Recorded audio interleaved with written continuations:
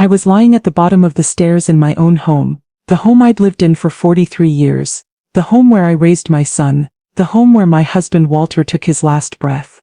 My hip was screaming in pain, a deep grinding agony that told me something was very wrong. My head throbbed where it had cracked against the hardwood floor. I couldn't move, could barely breathe. Above me, at the top of those 14 stairs stood my daughter-in-law Patricia. She looked down at me with eyes as cold as a Chicago winter. No panic, no concern, no rushing to help, just cold, calculating satisfaction. "That's what you get for meddling in my marriage," she said, her voice flat and cruel. "I told you what would happen if you didn't stay in your place." I tried to speak, but the pain stole my words. I could feel something wet on the back of my head. Blood. Probably, at 72 years old, a fall like this could kill me. Maybe that's what she was hoping for. Patricia stood there for a long moment, just watching me struggle. Then she pulled out her phone and dialed 3 numbers. And when she spoke, her voice transformed completely. "Please help," she cried, her tone panicked, frantic, the voice of a terrified daughter-in-law. "My mother-in-law fell down the stairs. She's not moving. Oh God, please hurry. I don't know what happened. I heard a noise and found her at the bottom. Please send someone." She gave the address, still crying, still performing. Then she ended the call and walked slowly down the stairs, stepping carefully over my twisted body. She knelt beside me, close enough that I could smell her perfume, the expensive one she'd bought with money she'd stolen from my purse last week. "Listen to me carefully, old woman," she whispered, all trace of panic gone from her voice. "When the ambulance gets here, when the police ask questions, when Raymond asks what happened, you're going to tell them you fell. You tripped on your housecoat and fell. You're a confused old woman with balance problems, and you fell." I stared up at her, pain radiating through my entire body. "If you tell anyone, what really happened, I will make sure you never see your grandchildren again. I'll have you declared incompetent. I'll put you in a nursing home so far away Raymond won't even know how to find you. And those precious grandbabies, they'll grow up thinking their grandmother abandoned them. That's if you survive this fall at all." She smiled. Actually smiled. "Do you understand me, Eunice?" Through the pain, through the fear, through the rage building in my chest, I did something that confused her. I smiled back. Because what Patricia didn't know, what she couldn't possibly have known, was that 3 months ago I installed hidden cameras throughout this house. In the smoke detector above us, in the picture frame on the wall, in the phone charger plugged into the hallway outlet. Everything she'd just done, everything she'd just said, was recorded. The camera at the top of the stairs had captured her grabbing my arm, had captured her saying, "Let me help you," with that vicious smile, had captured her pushing me, hard, sending me tumbling down 14 wooden stairs. So yes, I smiled. Because Patricia thought she'd gotten away with attempted murder, but the truth was already saved to a cloud server, waiting for the right moment. And that moment was coming. But let me take you back to the beginning. Back to 18 months ago when this nightmare started. Back to when I made the mistake of opening my home to a woman who wanted me dead. Before we continue, I just want to say thank you for taking the time to hear my story. If you're comfortable, let me know where you're listening from, and what time it is where you are. Now let me tell you my story. My name is Eunice Marie Crawford. I'm 72 years old, born and raised on the south side of Chicago. I was a school administrator for 30 years, started as a teacher, worked my way up to assistant principal, then district administrator before I retired at 65. I've seen every kind of child, every kind of parent, every kind of problem. I've dealt with difficult people my whole life. But I'd never dealt with anyone like Patricia. I'd been living alone in this house since my husband Walter passed 5 years ago. Heart attack, sudden, devastating. We'd been married 44 years. After he died, I thought about selling the house. 4 bedrooms was too much space for one old woman. But I couldn't let it go. Too many memories. Walter's spirit was still in these walls. So I stayed. I kept busy.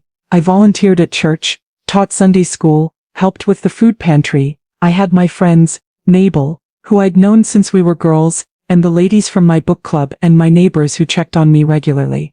I was doing fine. Lonely sometimes, yes, but fine. Then Raymond came to me with tears in his eyes. Raymond was my only child, my baby boy, 46 years old, but still my baby. He'd married Patricia 16 years ago. I'd had reservations from the start. She was cold, calculating, always seemed to be measuring people up for what they could give her. But Raymond loved her, and she gave me 2 beautiful grandchildren, Jalen, who was 12 at the time, and Destiny, who was 9. Mom, Raymond said, that evening sitting in my kitchen with his head in his hands, I don't know what to do. We're about to lose everything. Patricia had lost her job 6 months earlier, laid off from her marketing position, she said, though I suspected there was more to that story. Then Raymond's small contracting business failed. Bad economy, bad luck, bad decisions. They'd burned through their savings, maxed out their credit cards, fallen behind on their mortgage. The bank is foreclosing, Raymond said. We have 60 days to get out. The kids, Mom, I don't know where we're going to go. You'll come here, I said without hesitation. This house has 4 bedrooms. You, Patricia, the kids, you'll move in with me until you get back on your feet. Mom, I can't ask you to do that. You're not asking. I'm offering. I'm insisting. This is what family does. He cried. My grown son cried in my kitchen, thanking me over and over. I should have noticed that Patricia didn't cry when she heard the news. Didn't seem surprised at all. Just nodded slowly like a plan was falling into place. They moved in 2 weeks later, a U-Haul full of furniture, boxes, children's toys. My quiet house was suddenly full of noise and activity. I told myself I was happy about it. Company, family, life. The first few months were fine, better than fine. The grandchildren were delightful. Jalen was smart and curious. Destiny was sweet and affectionate. They did homework at my dining room table, watched movies with me on weekend nights, let me cook them the foods their mother said were too heavy. Patricia was distant but polite. She kept to herself mostly, always on her phone, always closed off. Raymond worked long hours trying to rebuild his business, picking up odd jobs where he could. I told myself it would just take time. Patricia would warm up eventually. We'd become a real family. I was wrong. The changes started small. So small I almost didn't notice. Patricia rearranged my living room one day while I was at church. Just moved everything around without asking. It flows better this way, she said when I came home. The feng shui was all wrong. I didn't like it. That couch had been in the same spot for 20 years. But I didn't want to cause problems. I let it go. Then she started on the kitchen. You need to stop cooking with so much salt and fat, she announced one evening, throwing away the seasoned chicken I'd been preparing. No wonder your blood pressure is high. No wonder Walter had a heart attack. This food is killing people. I stood there, stunned, while she scraped my dinner into the trash. From now on, I'm handling the cooking. You shouldn't be on your feet that long anyway. The meals she made were bland, portion-controlled, joyless. The kids picked at their plates. Raymond said nothing. Then came the comments about how I dressed. You're not really wearing that to church, are you? It's so dated, makes you look older than you are. About how I talked. You use so much slang. It's embarrassing when my friends are around. Can you try to speak more properly? About how I kept my own house. This place is dusty. Don't you ever clean. I'm going to have to hire someone because clearly you can't keep up anymore. Each comment was a small cut. Individually they seemed minor, maybe even helpful if you squinted hard enough, but together they were death by 1,000 cuts. A systematic campaign to make me feel small, useless, incompetent in my own home. And Raymond said nothing. Every time I tried to talk to him about his wife's behavior, he'd get defensive. Mom, Patricia's just trying to help. She's very organized, very particular. She means well. She threw away my dinner, Raymond, because she's worried about your health. We all are. You should be grateful someone cares enough to pay attention. Grateful? I should be grateful that this woman was taking over my home, my kitchen, my life. I started to see the pattern. Patricia was isolating me.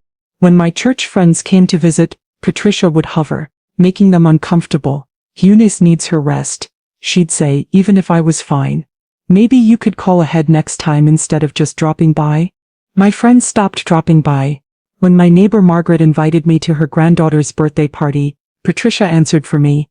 She's not feeling well. Maybe next time. I was feeling fine. When Mabel called, Patricia would sometimes answer my phone. She's sleeping, I'll tell her you called. She never told me. Within 6 months I barely saw anyone outside the house. My world had shrunk to these 4 walls. And within these walls, Patricia was queen. The financial manipulation came next. I'd been careful with money my whole life. Walter and I had saved diligently, His pension from the CTA, my pension from the school district, his life insurance, our investments. By the time he passed, we had over $400,000 in various accounts, plus the house which was worth $350,000 and fully paid off. I wasn't rich, but I was comfortable.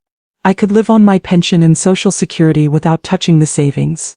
The savings were for emergencies, for Raymond's inheritance, for making sure I never had to depend on anyone. Patricia found out about the money. I don't know how exactly. Maybe she went through my mail, maybe she saw statements I'd left out, maybe Raymond told her, but she found out and suddenly her attitude shifted. She started with small requests. Eunice, can you cover groceries this month? We're a little short from the move. Eunice, the kids need school supplies. Can you handle that, just until Raymond's business picks up? Eunice, Raymond's truck needs repairs. It's $1,200 but he needs it to work. Can you help? I said yes to everything. They were family. They were struggling. I had the money. The requests got bigger. Eunice, there's a business opportunity. Raymond can't pass up. He just needs $5,000 to get started. It'll pay off triple. I promise. Eunice, I found this investment seminar that could really help us get back on our feet. It's $3,000 for the weekend, but it's worth it. Eunice, Jalen needs braces. The orthodontist wants $4,500 up front. I started saying no, not to everything. I paid for Jalen's braces because that was legitimate, but to the business opportunities and investment seminars that sounded like scams. Patricia didn't like hearing no. Then came the big ask. Eunice, we need to talk about your finances. Patricia sat down across from me at the kitchen table. All business. You're getting older and honestly you're getting forgetful. I've noticed you leaving the stove on, forgetting where you put your keys. It's concerning. I'm not forgetful, I said firmly. I'm 72, not 92. I'm not trying to insult you. I'm trying to help. What if you forget to pay a bill and your lights get shut off? What if you lose track of your accounts and someone takes advantage of you? No one is taking advantage of me. I think you should add me to your bank accounts, just so I can help manage things. Make sure bills are paid on time. Make sure nothing falls through the cracks. Absolutely not. Her face hardened. I'm trying to help you, Eunice. I don't need that kind of help. My finances are fine. My mind is fine. I've been managing money since before you were born, and I'll keep managing it myself. Raymond and I have discussed this. He thinks it's a good idea. Then Raymond can discuss it with me himself.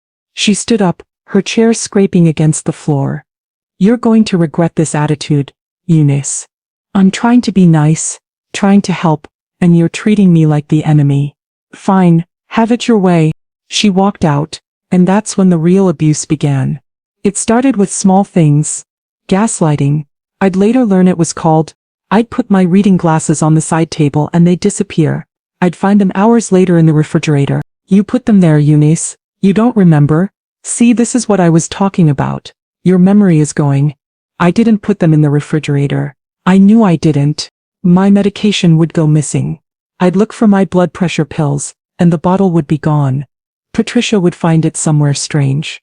In the garage, in the laundry room. You must have carried it there and forgotten. Honestly, Eunice, this is dangerous. What if you missed doses? I wasn't missing doses. Someone was hiding my medication. She'd tell me I said things I never said. You agreed to pay for the carpet cleaning.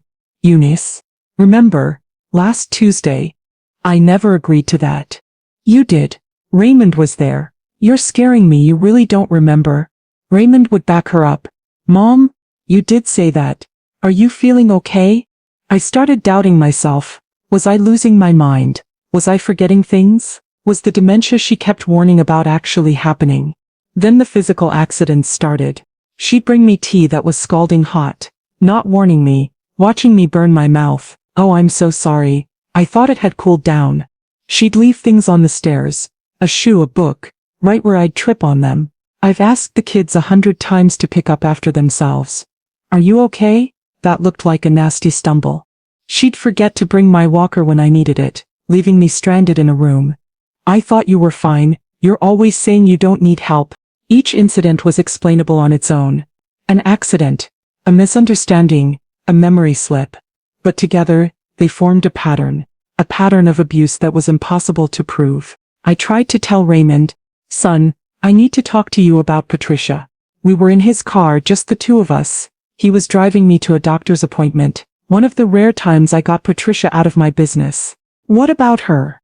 I think she's doing things on purpose, to hurt me, or to make me think I'm losing my mind. Raymond's hands tightened on the steering wheel. Mom, don't start this again. I'm not starting anything, I'm telling you what's happening. She hides my medication. She moves my things. She tells me I said things I never said. Mom? He cut me off, his voice sharp. Patricia is the only reason you're not in a nursing home right now. I stared at him. What? We've talked about this. Her and me. You're declining, Mom. We've seen it. The forgetfulness, the confusion, the stumbling. She thinks we should look into assisted living facilities, but I keep saying no because I want you to stay in your home. She's the one taking care of you every day while I'm working. She's the one managing your medications, making sure you eat right, making sure you're safe. And you accuse her of abuse? Raymond, I'm not declining. There's nothing wrong with my mind. That's what people with dementia always say. They don't know they're losing it. I felt the ground shift beneath me. My own son thought I had dementia. My own son had been convinced by his wife that I was incompetent, confused, declining. Who told you I was forgetting things? I asked quietly. Patricia. She tracks it. She's kept a journal of all the incidents, the stove left on, the wandering at night, the confusion about what day it is. She's doing it because she's worried about you, because she loves you. A journal. Patricia was keeping a journal of fabricated incidents to use against me, to have me declared incompetent, to take control of my finances, my house, my life. I understood then that I was in danger, real danger, and no one would believe me. That night, I called Mabel. Mabel Thompson was my oldest friend. We'd grown up together on the South Side, survived together, thrived together. She'd been a police dispatcher for 30 years before retiring. She knew how the system worked, knew how cases got made and lost, knew what it took to prove something in a world that didn't believe black women, especially old black women. I told her everything, every incident, every manipulation, every accident, the medication, the gaslighting, Raymond's reaction, the journal Patricia was keeping. Mabel was quiet for a long time. Then she said, Eunice, you're being set up. This woman is building a case to have you declared incompetent. Once she has power of attorney, she'll take everything. Your money, your house, everything. And nobody will believe you because she's already established the narrative that you're confused. What do I do? You need evidence, hard evidence, not your word against hers. That's a losing battle. You need recordings, video proof that you're not crazy, and she's not the caring daughter-in-law she pretends to be. How do I get that? Hidden cameras. You put cameras in your house in places she won't think to look. You record everything, every conversation, every interaction. You build your own case. Is that legal? In Illinois, you only need one-party consent to record a conversation. If you're part of the conversation, you can record it. And in your own home, you can put up security cameras wherever you want. It's your property. She'll find them. Not if they're disguised. There are cameras that look like phone chargers, smoke detectors, picture frames, even screws. You put them in plain sight and no one thinks twice about them. Mabel, I don't know anything about technology like that. Then I'm coming over tomorrow to help you set it up. And until then, don't confront her, don't let her know you suspect anything. Play the confused old woman she thinks you are. Let her underestimate you. And then we get her. The next day, while Patricia and Raymond were out and the kids were at school, Mabel came over. She brought a bag full of equipment she'd ordered online. A phone charger camera, 2 smoke detector cameras, a picture frame camera, and a small clock camera. Total cost about $400. Money well spent. These are motion activated, she explained as she helped me install them. They'll record automatically when someone enters the room and upload to a cloud server. That means even if Patricia finds them and destroys them, the footage is already saved somewhere she can't touch it. We put the phone charger camera in the kitchen, plugged into an outlet by the counter where Patricia and I usually talked. We put a smoke detector camera in the hallway outside the bedrooms. We put the picture frame camera in the living room, angled toward the couch where Patricia liked to sit. We put another smoke detector camera at the top of the stairs, looking down the staircase, and we put the clock camera in my bedroom. Just in case. Password protect everything, Mabel said as she set up my cloud account. 2-factor authentication, the works. If she gets into this, everything is gone. She wrote down all the login information and gave me a copy. She kept a copy herself. If anything happens to you, she said, I can access this footage, and I have a contact in the police department. Detective Carla Morrison. She handles elder abuse cases. Good woman, she'll believe you. I hugged my friend. Thank you, Mabel. Thank you for believing me. Girl, please. I've known you 62 years, you're the sharpest person I know. If you say something's wrong, something's wrong. Now let's catch this heifer.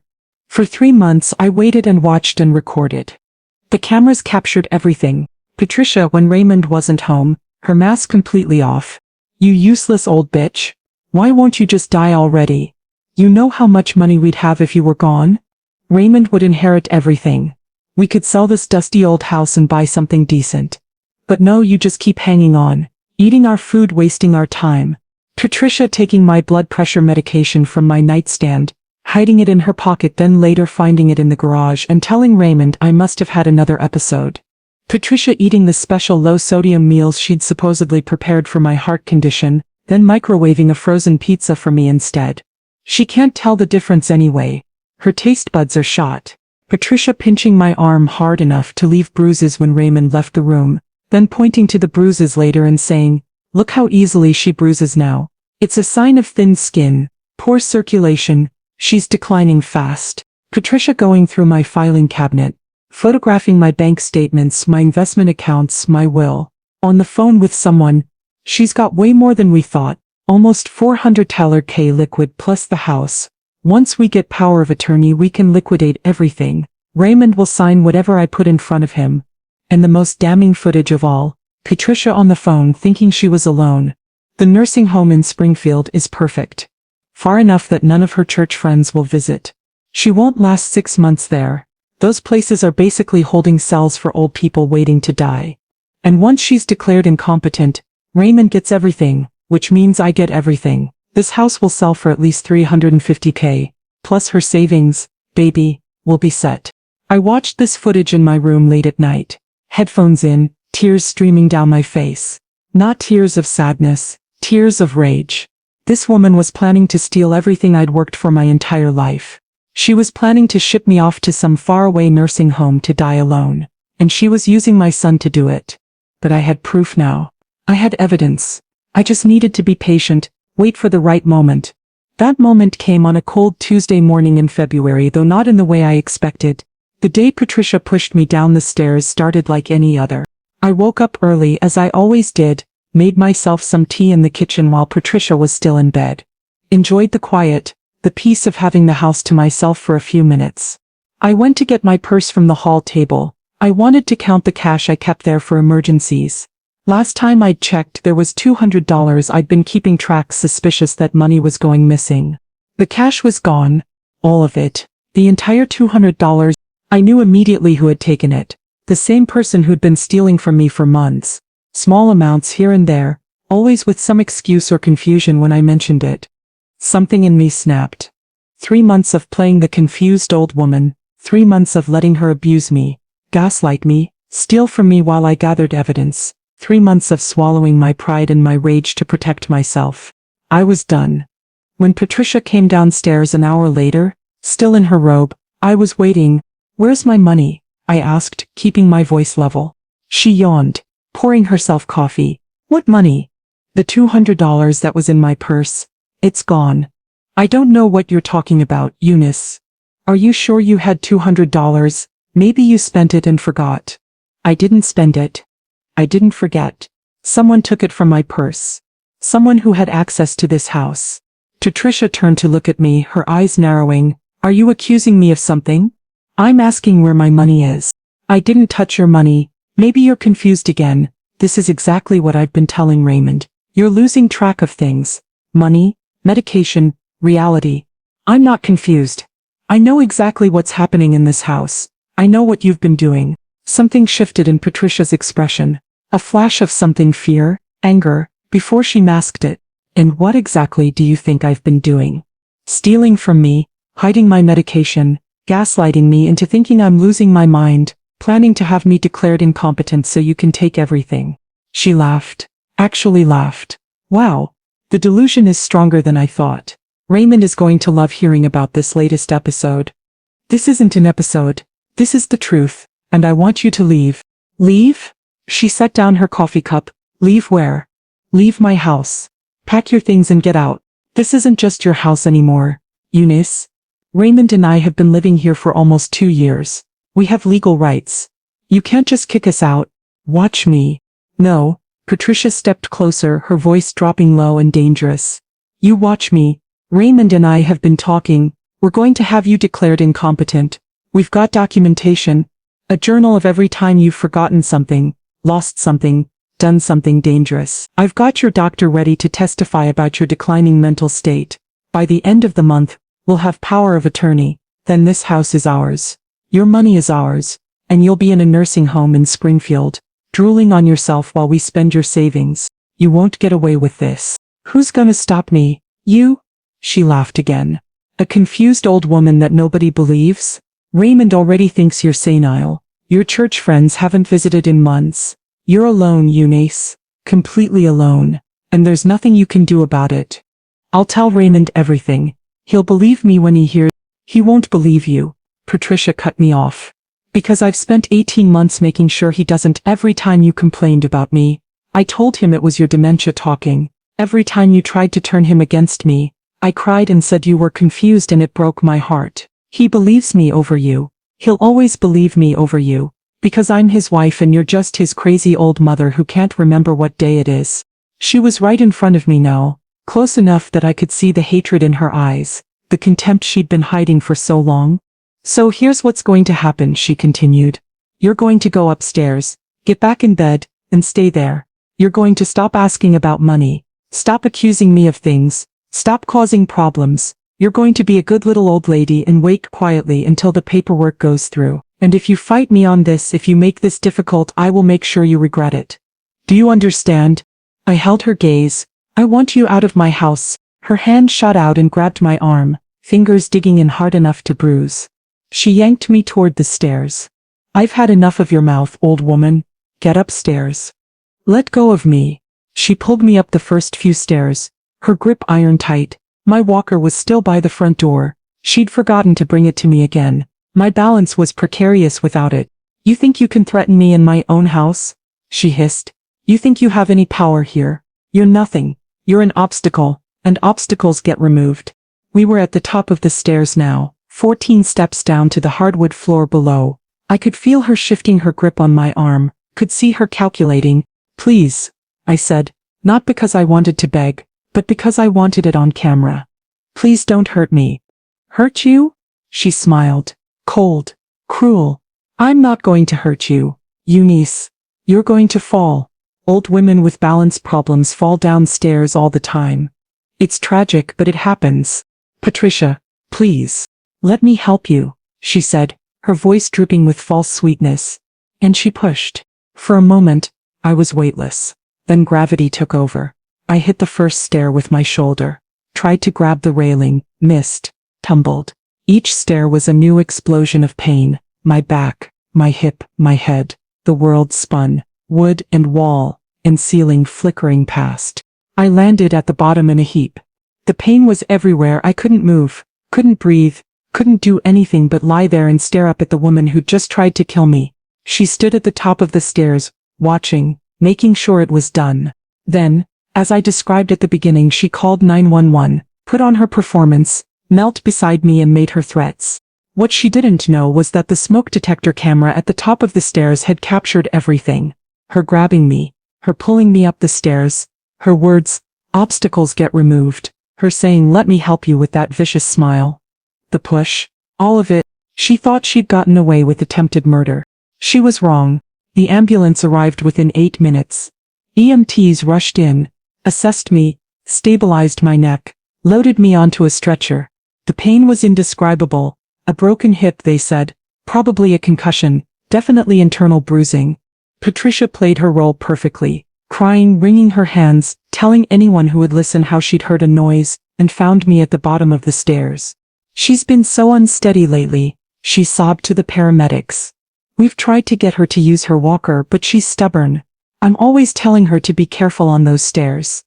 I never imagined. Raymond arrived at the hospital an hour later, frantic, terrified. He burst into my room, grabbed my hand, tears streaming down his face. Mom, are you okay? What happened? Patricia was right behind him, watching, waiting to see what I would say. I looked at my son's face, my boy who'd been manipulated and lied to for 18 months. Looked at Patricia's face, the monster wearing a mask of concern. Looked at the doctor waiting to hear my account. I fell, I said quietly. I tripped on my housecoat and fell. Patricia's shoulders relaxed slightly. Raymond nodded, squeezing my hand. The stairs in that house are so steep, Patricia said. We've been worried about this for months. Maybe it's time to think about safer living arrangements. Even now, even with me lying in a hospital bed with a broken hip, she was already pivoting, already using this to advance her plan. But I had my own plan. That night, after Raymond and Patricia left, after the nurses did their rounds and the hospital fell quiet, I made a phone call. Mabel? It's Eunice. Eunice. Oh honey, I heard what happened. Are you okay? Raymond called and said you fell. I didn't fall. She pushed me. Silence on the other end. Then, that bitch pushed you down the stairs? She pushed me. She said, let me help you. And she pushed me. And the cameras got everything. I heard Mabel exhale slowly. It's time, then. Time to call Detective Morrison. Yes, it's time. I'm calling her right now. She'll want to see the footage. Talk to you. This is attempted murder. Eunice. This woman tried to kill you. I know, but we need to do this right. If she suspects anything, she'll run. Or she'll destroy whatever evidence she can get her hands on. The footage is safe on the cloud. She can't touch it. But she can touch Raymond, the kids. She can take them and disappear. I want her in prison, Mabel, but I don't want to lose my grandchildren in the process. Then we'll be smart about it. Detective Morrison will know what to do. Detective Carla Morrison came to see me 2 days later. She was a black woman in her early 50s, heavy-set, with kind eyes and a no-nonsense demeanor. She'd worked elder abuse cases for 15 years. Mabel had told me she knew how often these cases got dismissed, how often victims weren't believed. She pulled a chair up to my hospital bed, closed the door and said, Ms. Eunice, Mabel told me everything, but I need to hear it from you. Start from the beginning. So I told her, everything. The move-in, the manipulation, the gaslighting, the financial exploitation, the physical accidents, the medication hiding, the isolation from friends, the way she turned my son against me, and finally the push. Detective Morrison listened without interrupting. When I finished, she said, and you have all this on camera? Every bit of it. 3 months of footage. Including the push. I need to see it. I gave her my phone, my passwords, showed her how to access the cloud account. She watched the push first, her face hardening as she saw Patricia grab me, drag me up the stairs, say obstacles get removed, say let me help you, and shove me. That's attempted murder, she said quietly, clear as day. Then she started watching the other footage. The verbal abuse, the medication hiding, the financial discussions. Patricia on the phone talking about nursing homes and power of attorney and how Raymond would sign whatever I put in front of him. By the time she finished, 3 hours had passed. Her notepad was full of notes. Her expression was grim. Miss Eunice, I've worked a lot of elder abuse cases. This is one of the worst I've seen. Not because of the violence, I've seen worse physical abuse, but the calculation, the planning. This woman spent 18 months systematically isolating you, gaslighting you, building a case to take everything you have. And when you confronted her, she tried to kill you and make it look like an accident. Can you arrest her? I can, but I want to do it right. If we move too fast, she might get bail and flee. Might try to take the kids. Like you said, might even come after you again. What do you suggest? We build a case so airtight she can't escape it. We get the DA involved, make sure we have all the charges lined up. Attempted murder, elder abuse, assault, financial exploitation, whatever else we can prove. We coordinate with Adult Protective Services, and then we arrest her somewhere public, somewhere she can't run. What about Raymond? Detective Morrison was quiet for a moment. What about him? He didn't know about any of it. She manipulated him, lied to him, convinced him I was losing my mind. He's going to be devastated. Ms. Eunice, with all due respect, your son let his wife abuse you for 18 months. Even if he didn't know about the push, he should have known something was wrong. He's weak, But he's not evil. He's my son. She nodded slowly. Then we'll handle him separately. Show him the evidence before the arrest. Give him a chance to process it, but he can't know in advance or he might warn her. I understand. One more thing, Detective Morrison leaned forward. You need to stay somewhere safe until we're ready to move. Not that house, somewhere she can't get to you. I'll be in a rehabilitation facility for my hip. She won't be able to access me there. Good. Stay there until we give you the all clear. She stood up to leave, then paused at the door. Ms. Eunice? Yes? You're remarkable. Most victims in your situation, they give up. They let people like Patricia win because fighting back seems impossible. You fought back. You were smart about it. You gathered evidence, protected yourself, played the long game. That takes courage. I'm 72 years old. I've survived worse than Patricia Green. I wasn't about to let her take everything I've worked for. Detective Morrison smiled. No ma'am, you certainly weren't. The next 2 weeks were a careful dance. I went to the rehabilitation facility, focused on healing my hip, worked with physical therapists, rested. Patricia called occasionally, her voice sweet and concerned. How are you feeling, Eunice? We miss you at home. The kids keep asking when Grandma's coming back. I'm healing. Slowly. Raymond's been so worried. He's working extra hours to help cover your medical bills. We're all pulling together as a family. Lies on top of lies. I appreciate that, Patricia. I kept my voice neutral, gave her nothing to suspect, let her think she'd won. Meanwhile, Detective Morrison was building the case. She got the DA's office involved. They reviewed the footage, agreed it was the strongest elder abuse case they'd seen in years. They added charges: attempted murder in the first degree, aggravated battery of a senior citizen, financial exploitation of an elderly person, theft, forgery. She'd been forging my signature on documents which the bank had flagged. Adult Protective Services conducted their own investigation. They interviewed Raymond carefully, without revealing what they knew, and documented his answers. He repeated everything Patricia had told him. His mother was declining, confused, experiencing dementia symptoms. He genuinely believed it. He'd been manipulated so thoroughly he couldn't see the truth. Detective Morrison asked if I wanted to be there when they showed Raymond the evidence. I said yes. We met at the police station 3 weeks after I was pushed. Raymond arrived looking confused, worried. What's this about? He asked Detective Morrison. You said it was about my mother? Please sit down, Mr. Crawford. He sat. I was in the corner, in a wheelchair. My hip was healing, but I still couldn't walk well. He noticed me and his face lit up. Mom, what are you doing here? Are you okay? Raymond, Detective Morrison said before I could respond. I need to show you something. It's going to be difficult to watch, but you need to see it. She turned her laptop toward him and pressed play. The first video was from the kitchen. Patricia alone with me, her voice dripping venom. You useless old bitch. Why won't you just die already? Raymond's face went pale. That's not. The next video, Patricia hiding my medication, then later finding it, and telling Raymond I'd had another episode. She was the one. She was hiding. The next video, Patricia on the phone talking about the nursing home in Springfield, about how I wouldn't last 6 months there, about how once I was declared incompetent, Raymond gets everything, which means I get everything. Raymond's hands were shaking. I didn't. She told me. She said Mom was. Then Detective Morrison played the final video. The top of the stairs, Patricia grabbing me, obstacles get removed.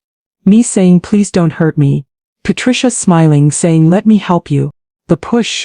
Raymond watched his mother tumble down 14 stairs on camera. Watched his wife stand at the top, watching, waiting. He lurched out of his chair and vomited into the trash can. I wheeled myself closer to him, put my hand on his back. Raymond. He was crying now, gasping, shaking. She told me you fell. She told me you tripped. She was crying. She was upset. She said, oh God, she's been lying to you for a long time, son, about everything. I believed her. He looked at me with devastated eyes. I believed her over you. My own mother. She told me you were losing your mind, and I believed her. I let her do this to you. You didn't know. I should have known. I should have paid attention. You tried to tell me and I wouldn't listen. Patricia is a master manipulator. She's been doing this a long time, to many people probably. You were a victim too. Don't. He pulled away from me. Don't make excuses for me. I watched my wife treat you like garbage for 18 months. Even if I didn't know about the push, I knew she was cold to you. I knew she was unkind. And I said nothing, did nothing, because it was easier to believe her than to confront her. He broke down completely then, my grown son sobbing in a police station, his whole world shattered. I held him as best I could from my wheelchair. Let him cry, let him grieve the marriage he thought he had, the wife he thought he knew. Detective Morrison gave us time. When Raymond had collected himself somewhat, she said, "Mr. Crawford, we're arresting your wife today. The charges are serious: attempted murder, elder abuse, assault, financial exploitation. She's going to prison for a long time if convicted. And with this evidence she will be convicted." Raymond nodded numbly. "What happens now is up to you. You can stay with her, try to defend her." "No." His voice was hoarse but firm. "I'm not defending her. I saw what she did. She tried to kill my mother." "Then we'll need your cooperation. A statement about what you observed, what she told you about your mother's condition. Can you do that?" "Yes. And Mr. Crawford, your children are going to need you. This is going to be traumatic for them. You need to be strong." "The kids." Raymond's face crumpled again. "Oh God. How do I tell them? We'll have resources for you. Counselors who specialize in situations like this. But right now, I need to ask, do you know where your wife is?" Raymond checked his phone. "She texted an hour ago. She's at the spa. Self-care day," she said. Detective Morrison smiled grimly. "Perfect. We'll pick her up there." The arrest was beautiful. Not beautiful like sunshine and flowers. Beautiful like justice. Like karma. Like watching everything Patricia had schemed for crash down around her. They sent 4 officers to the spa. She was in the middle of a massage when they found her, wrapped in a robe, cucumber slices on her eyes. "Patricia Green?" "Yes?" "What's this about?" "You're under arrest for the attempted murder of Eunice Crawford, along with elder abuse, assault, and financial exploitation. You have the right to remain silent." She started screaming, thrashing, had to be physically restrained while they handcuffed her. "This is a mistake. I didn't do anything. You have the wrong person." They led her out through the spa's waiting room, past all the wealthy women getting their nails done, their hair styled. She was in a robe and slippers, mascara running down her face, screaming about police brutality and false accusations. News cameras were there. Detective Morrison had tipped off a local reporter who covered elder abuse cases. The footage made the evening news. Local woman arrested for allegedly pushing mother-in-law downstairs. Raymond was waiting at the station when they brought her in. He'd insisted on being there. He wanted her to see his face, to know that he knew. When Patricia saw him, she immediately switched tactics. Her voice went soft, pleading. "Raymond, baby, thank God you're here. There's been a terrible mistake. Whatever they told you, it's not true. Your mother is confused. She's been making things up." "I watched the video," Raymond said flatly. "What video?" "The video of you pushing her down the stairs. The videos of you hiding her medication. The videos of you calling her names, going through her financial documents, planning to ship her off to a nursing home to die." Patricia's face went white. There are videos, hidden cameras. She recorded everything. Everything, Patricia." "Raymond, whatever you saw, I can explain. You told me she was crazy. You told me she had dementia.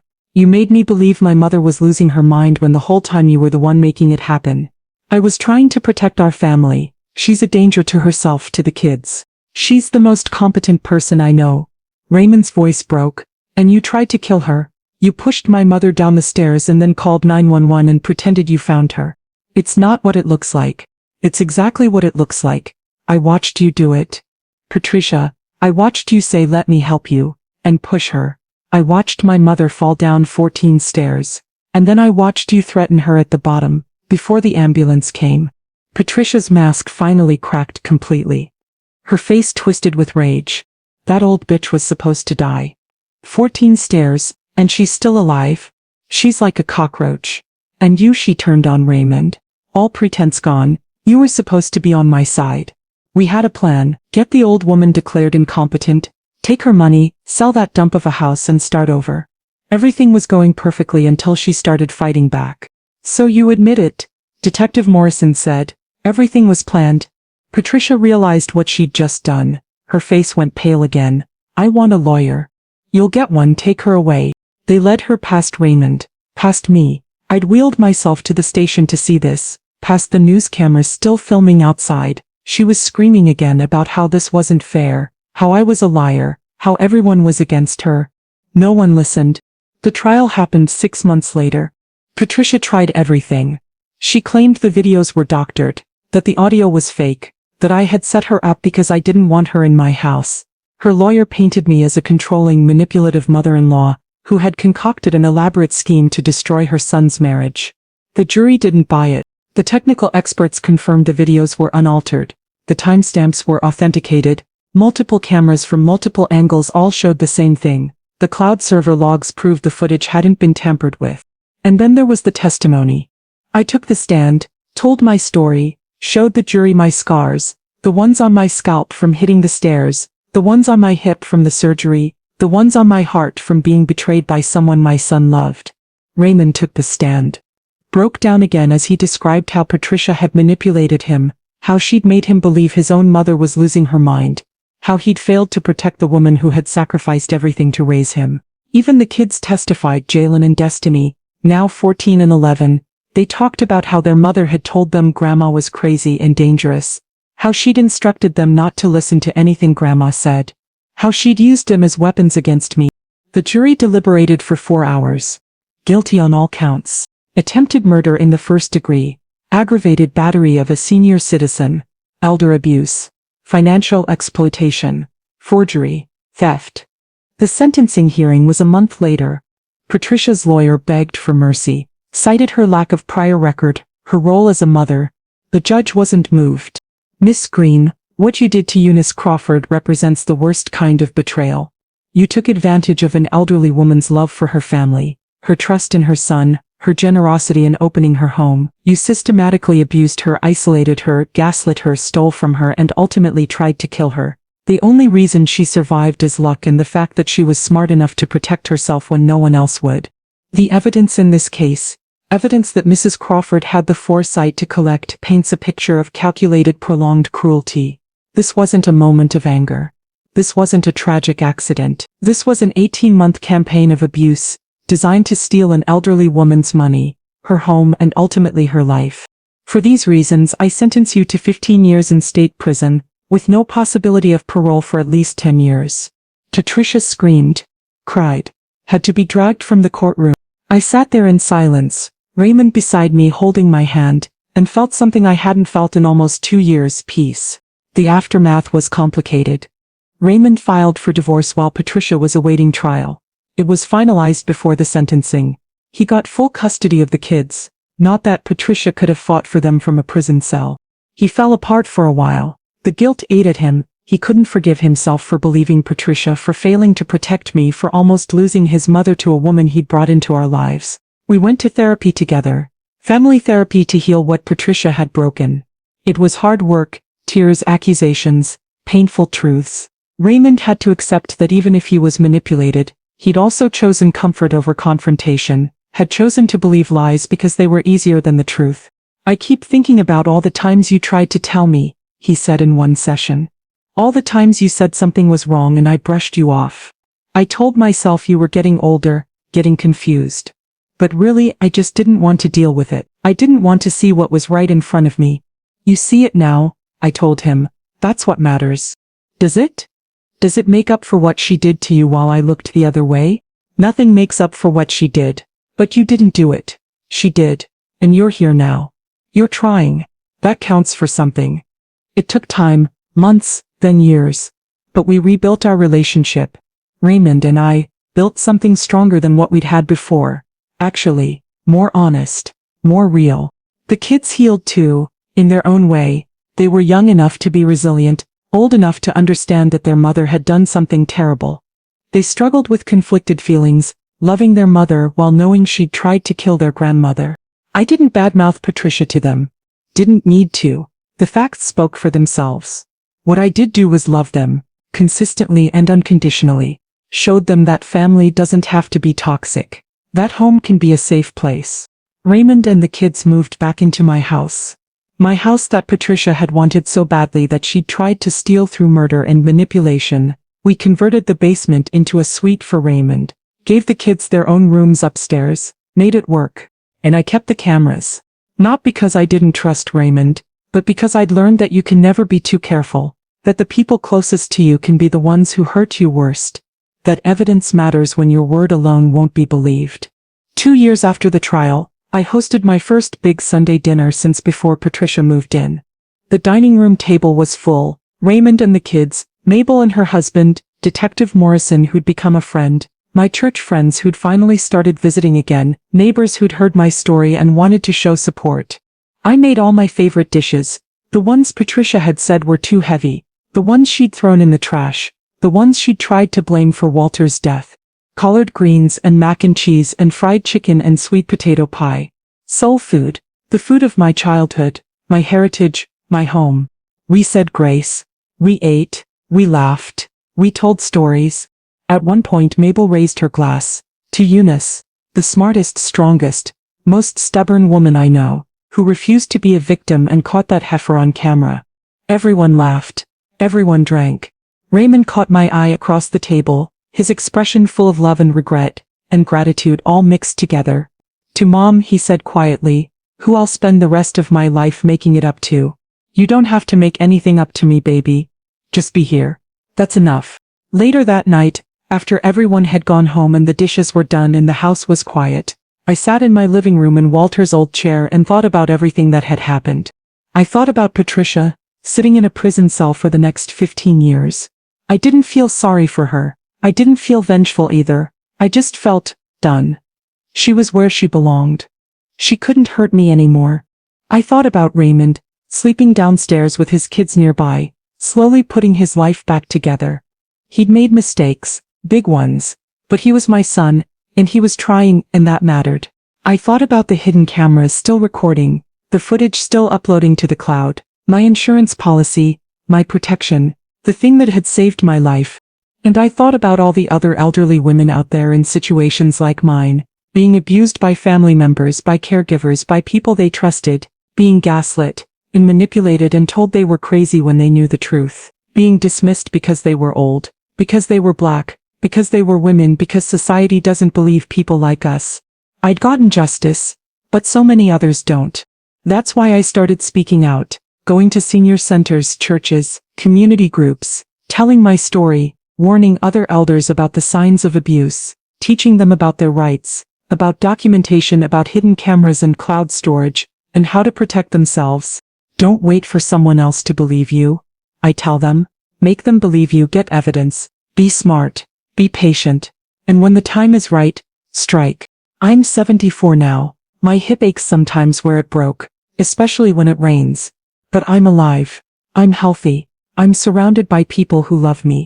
Patricia tried to take everything from me. My money, my house, my mind, my life. She failed. Because I'm not the confused old woman she thought I was. I'm not the passive victim she expected. I'm Eunice Marie Crawford, and I've survived worse than Patricia Green. The cameras still record every corner of this house, every conversation, every visitor. Maybe that makes me paranoid, but I prefer to call it prepared. Because here's what I've learned. Trust is earned, not given. Family doesn't give anyone the right to hurt you, and sometimes the only person who will protect you is yourself. Patricia is in prison. I'm in my home.